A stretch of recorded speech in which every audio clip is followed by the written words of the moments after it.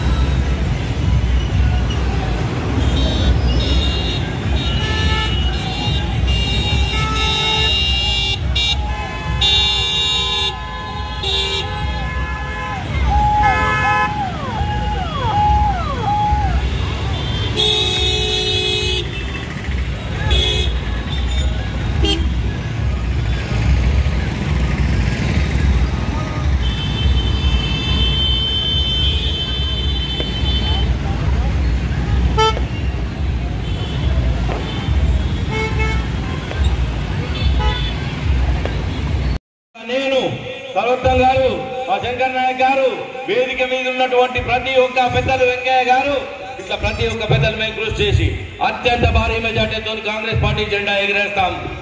సూర్యాపేటకు అభివృద్ధి చేసి చూపెట్టి ప్రజల మన్ననలు పొంది మీ మనసు గెలిచి సూర్యాపేటలో కాంగ్రెస్ పార్టీ జెండా అత్యంత భారీ మెజార్టీతో ఎగిరేయటమే అది కూడా ఒక 4 లక్ష్యాల్లో ఒకటి.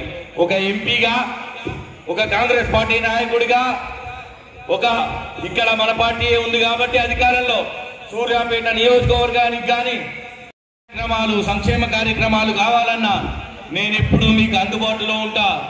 ఒక యువకునిగా చెప్తున్నా, పని చేయాలి అన్న తపన ఉన్న వ్యక్తిగా చెప్తున్నా. మీ అందరికీ అందుబాటులో ఉంటా. మీ అందరికీ ప్రభుత్వ ఫలాలు అందిస్తా, సంక్షేమ ఫలాలు అందిస్తా. చేతిలో చేసి కన్నటువంటి ప్రతి ఒక్క కార్యకర్తతో ముందుకు నడుస్తా. కాబట్టి రేపు జరిగే ఎన్నికలు మే 13 నా గుర్తు, మన గుర్తు తెలుసు. ఏం గుర్తు? చెడి గుర్తుకి భారీ మెజార్టీతో కన్నులందరూ వేస్తారని నాకు తెలుసు. ఇంకా 2 రోజులే ఉంది. రేపటితోని ప్రచారం సమాప్తం అవుతుంది. ఎల్లుండి వరకు ఇంకా డోర్ టు డోర్ ప్రచారాలు చేసుకోవచ్చు. ప్రతి ఒక్క కాంగ్రెస్ కార్యకర్త మీరు ఈ 2 రోజులు మా కోసం కేటాయించండి. ఆ తర్వాత వచ్చే 4.5 సంవత్సరాలు మేము మీకోసం కేటాయిస్తామని ఈ సందర్భంగా మీకు తెలియజేస్తున్నా. హస్తం గుర్తు మీద ఓటేసి ప్రతి ఒక్కరు డోర్ టు డోర్ క్యాంపెయినింగ్ చేయండి. ఓటు విడిపోవద్దు. టీఆర్ఎస్ పార్టీ ఆల్మోస్ట్ చచ్చిపోయిన పార్టీ. వాళ్ళే ఈ సూక్తి చెప్పేటోళ్ళు ముందు గుర్తుందో లేదో, ఏదైనా బై ఎలక్షన్ వచ్చినా ప్రభుత్వం మాది, డెవలప్మెంట్ మేము చేయాలి కదా, మాకు ఓటేయండి అని. ఇప్పుడు అదే సూక్తి వాళ్ళకు వర్తిస్తుంది. ఆ పార్టీ లేదు, వాళ్ళకి అధికారం లేదు. మీరున్నది రేవంత్ రెడ్డి గారి ప్రభుత్వం, పైన రాబోయేది రాహుల్ గాంధీ గారి ప్రభుత్వం. మీరు గుర్తుపెట్టుకోండి. కాబట్టి ఈ రోజు బీజేపీ కూసాలు కదులుతున్నాయి.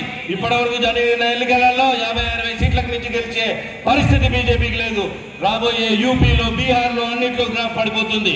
మీరు మోడీ గారిది కానీ, అమిత్ షా గారిది కానీ ప్రసంగాలు చూడండి. వాళ్ళకు ఇప్పుడు వాళ్ళ స్పీచ్లు తెలుస్తుంది బీజేపీ ఎంత వణుకులో ఉందో మీకు అర్థమవుతుంది. మీరు ఒకటి గుర్తుపెట్టుకోండి, కాంగ్రెస్ పార్టీకి ఎందుకు ఓటేయాలి? ఓటు బీజేపీకో టీఆర్ఎస్కో వేసి ఓటు ఎందుకు వేస్ట్ చేయొద్దని మనం గెలుస్తాం. ఇందాక నువ్వు చెప్పినట్టు బ్రదర్ కరెక్టే.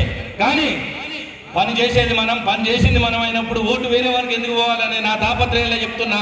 ఒక్క ఓటు కూడా బీజేపీ కానీ టీఆర్ఎస్ కానీ పోకుండా కాంగ్రెస్ పార్టీని భారీ మెజార్టీతో గెలిపించేటట్టు చూడండి. నేను ఈ జిల్లా బిడ్డగా, కాబోయే నల్గొండ ఎంపీగా ఈ ప్రాంతానికి మీకు సేవలు అందిస్తా, మీతోని తోడై నడుస్తా అని మీ అందరికీ ఈ సందర్భంగా తెలియజేస్తూ ముగిస్తున్నాను. కాబట్టి హస్తం గుర్తు 3వ నెంబర్ కుందూరు రఘువీర్ కోటేసి భారీ మెజార్టీతోనే మిగిలిన నియోజకవర్గాలకు ధీటుగా, మొన్న ఏదో పొరపాటు జరిగింది కానీ ఇక్కడ కూడా కాంగ్రెస్ పార్టీ భారీగా ఉందని ఈ ఓటు ద్వారా తెలియజేయాలని ప్రతి ఒక్క కాంగ్రెస్ పార్టీ కార్యకర్త అది బాధ్యతగా తీసుకోవాలని ఈ సందర్భంగా మీ అందరినీ కోరుకుంటున్నాను. జై హింద్. హస్తం గుర్తుకే. ఇంకా ఆకలైతుందా? అందరు చేతులు ఎత్తండి, 2 చేతులు.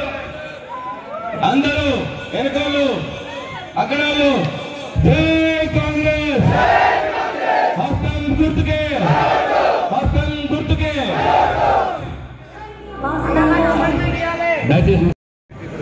దేశానికి స్వాతంత్రం తీసుకొచ్చిన పార్టీ కాంగ్రెస్. అదేవిధంగా తెలంగాణ ఇచ్చిన పార్టీ కూడా కాంగ్రెస్. రోడ్లు వేసినా, నీళ్ళు ఇచ్చినా, కరెంట్ ఇచ్చినా, ఇల్లు ఇచ్చినా, మంచినీరు ఇచ్చినా, అదే సాగునీరు ఇచ్చినా కూడా కాంగ్రెస్ పార్టీ తప్ప ఏ పార్టీ చేయలేదని చెప్పి సందర్భంగా మనం చూస్తున్నాను.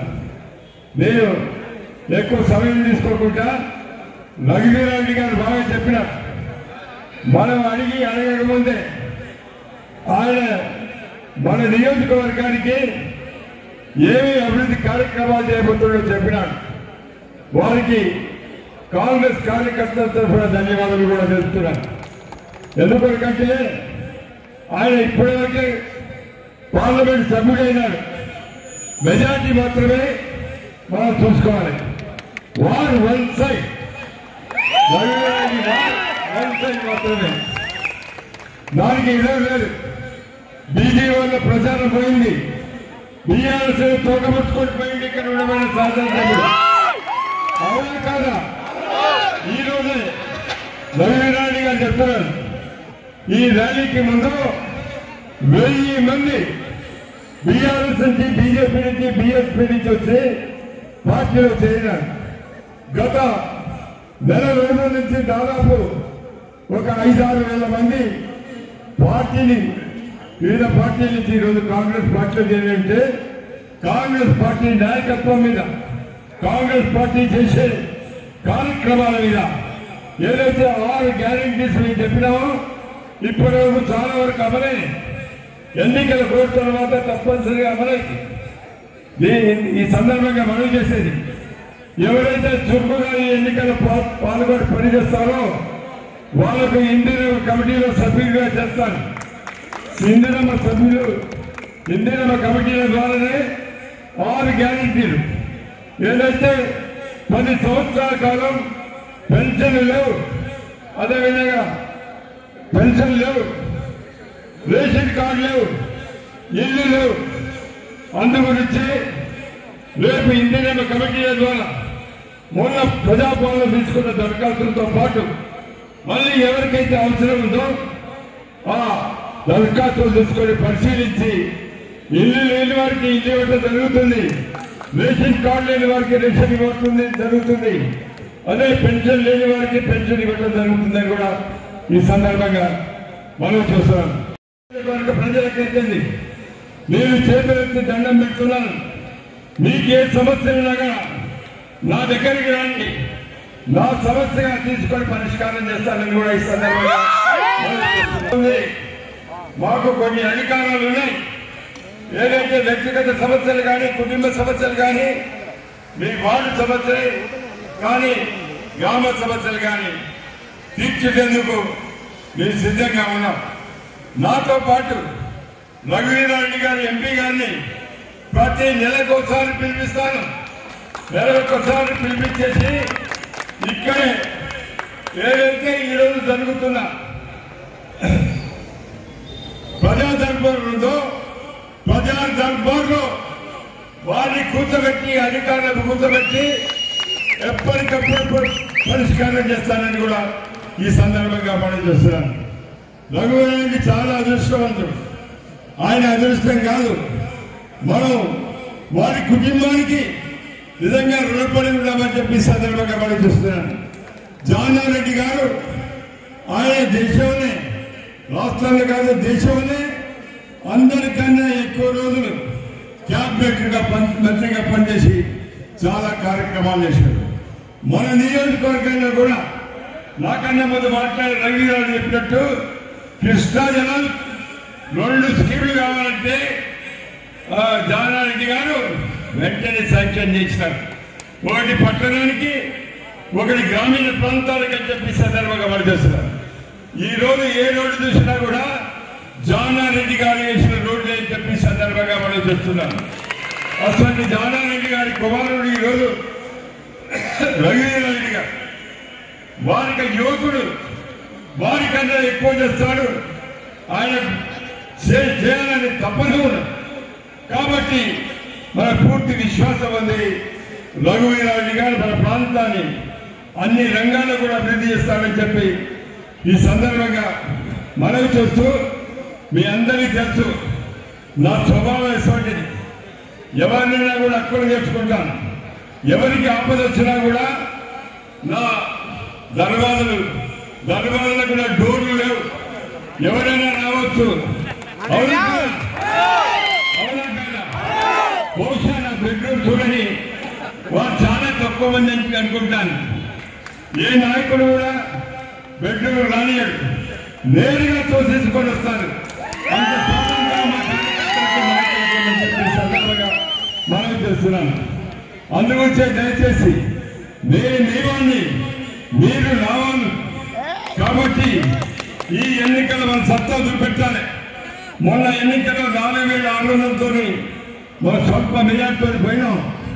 ఈ ఎన్నికల్లో 46,000 ఓట్లతో మనం మెజార్టీ చూపెట్టాల్సిందిగా కోరుతున్నాను. నిజంగా వేలారెడ్డి గారు చెప్పినట్టు ఈ ఎండలు కూడా నాకు లెక్క చేయలే. నాకు ఎండ వాన ఇవన్నీ ఉండవు. కార్యకర్తల నాయకులు చూస్తే నా ఆరోగ్యం చాలా బాగుంటుంది. నా ఆరోగ్యం చాలా బాగుంటుంది. కార్యకర్తల నాయకులు లేకపోతే నేను నివాళిస్తాను. కాబట్టి దయచేసి మీరందరూ కూడా ఈ ఎన్నికలు ప్రతిష్టాకరంగా తీసుకొని ప్రతి కార్యకర్త కూడా 2 రోజులు మాత్రమే ఉన్నది. 2 రోజులు కష్టపడండి. 13వ తారీఖున అందరూ పోలింగ్ బూత్ దగ్గర ఉండి ఓట్లు వేయించాల్సిందిగా చెయ్యి గుర్తు కొట్టేయాల్సిందిగా కోరుతూ మీ అందరికీ కూడా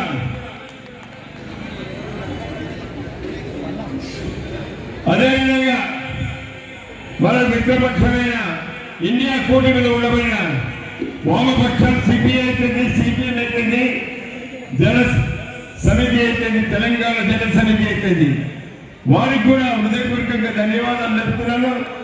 వారు కూడా మనకు మద్దతు తెలుపుతున్నారు కాబట్టి వారికి కూడా ఈ సందర్భంగా ధన్యవాదాలు తెలుపు. తెలంగాణ ఎంఆర్పిఎస్ కూడా ఇప్పుడే మాట్లాడిన తెలంగాణ ఎంఆర్పిఎస్ కూడా వారు కూడా మద్దతు తెలుపుతున్నారు. వారికి కూడా ధన్యవాదాలు. మీ అందరికీ కూడా మరొకసారి చేతులు ఎత్తే నమస్కారం చేస్తూ చెయ్యి గుర్తు కొట్టేసి గెలిపించాల్సిందిగా కోరుతున్నాను.